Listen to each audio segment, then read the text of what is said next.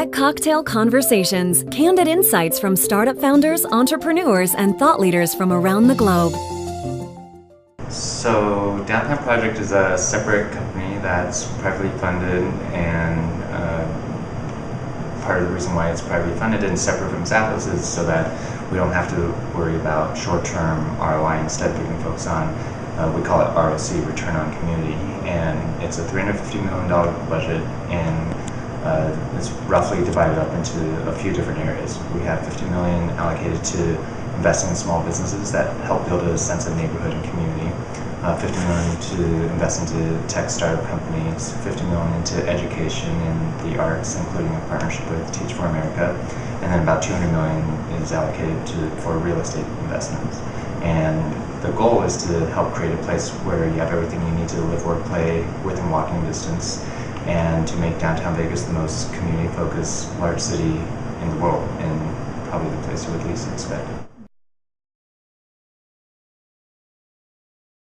We're actually very anti-master planning, and so it's not us coming in and saying, oh, we want to build the city like this, and we would think of it really more as helping people accelerate their passions and their dreams. And so we're actually in my apartment right now, and behind me around the corner there's a wall with all these post-it notes, and as people come through, we basically ask them, what do you want in your dream neighborhood? And people might say, oh, a dog park, or a bakery, or a certain type of restaurant. And based on the feedback we get, then those are the types of things that we look to fund. We want to fund projects that help build community, that are owner operated, and the owner's super passionate about it. We've had some people say, oh, there's been this restaurant concept that I've seen in these 7 other cities, so you should have one here as well. And those we aren't really that interested in, because we don't want to be 8th. We want to be first, or unique, or best. For the past 7 years or so, we've actually been looking to find a place where we can house all of our Zappos employees under one roof. And right now we're in Henderson, which is a suburb of Vegas, and split amongst 3 different buildings. And it was actually surprisingly hard to find a place where we could put everyone in a single building and have enough land to expand upon. And then we found out the city was moving out of Las Vegas City Hall, and they actually literally just moved out of the old City Hall a few months ago, and right now we're undergoing the construction process of the insides, and so that really was what led us to really start thinking, what is it that we want to have in a campus? And originally we thought, oh, let's build a campus like Nike or Google or Apple that have these amazing campuses for employees, but as we started thinking about it more, we realized that they're great for employees, but they're actually very insular and don't really integrate or contribute to the community around them. And so we thought, instead of just building a campus for ourselves, let's instead kind of take an approach like NYU, where the city blends in with the campus and you don't really know where one begins and the other ends. And rather than just invest in ourselves, let's invest in the community, in the ecosystem. And in the long run, that's going to help us attract and retain more employees. So there's been actually a great book called Triumph of the City, written by a Harvard economics professor, and he studied cities from all different time periods, Rome, New York, Detroit, and looked at why some thrived and some didn't. And one of the interesting findings from the book is that every time the size of a city doubles, productivity or innovation per resident increases by 15%, whereas with companies, as they get bigger, productivity per employee generally goes down. So from the Zappos perspective, partly it's how do we avoid that fate? And we think the answer is by creating this weird hybrid between a corporation and city and community that's never really been done before in the way that we're approaching it.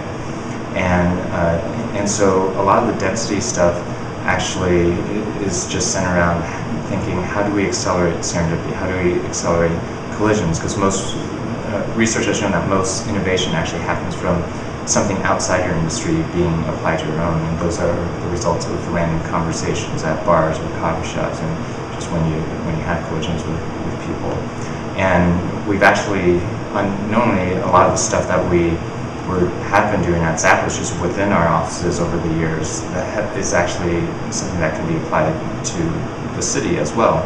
So for example, at Zappos, in the building I work in, we actually lock all of the doors, even though the back door is closer to the parking lot, and we force employees to go through the front door, even though it's more inconvenient, because that will increase the number of collisions. We also have density in terms of, I think the average density in the United States, if you look at office square footage per employee, is about 200 or 300 square feet per employee. And in Henderson, our current offices, we're at 120 square feet per employee, and for our future campus, we're targeting sub 100 square feet per employee.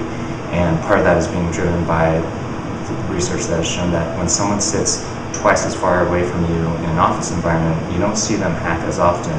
You see them half as often squared, so a quarter as often, and it works kind of like the inverse square gravity law. And so very similar analogous things on a city level. As people are walking on the streets, we want to make sure that the activity, there's a density in activity and energy and so on. Yeah, we actually have some renderings over here of what the container park will look like, and it's basically taking over half of the city block, and there'll be lots of different food and beverage options there, like beer and sausage garden, a wine and cheese place, a Mexican place, a barbecue place, and then there's also different retailers there.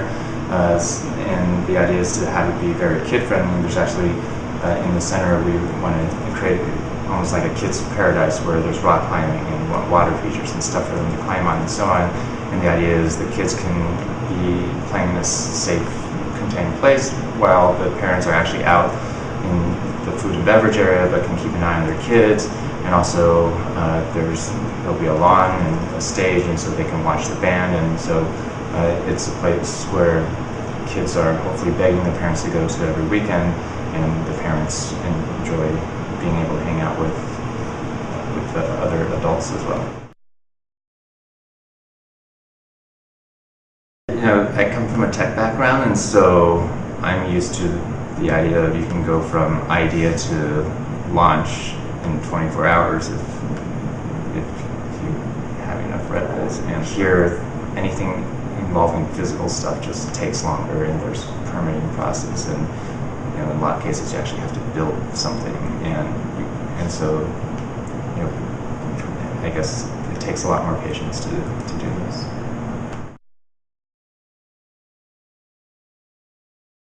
I think the most surprising thing for me is just how interested people that don't live in Vegas are about this project.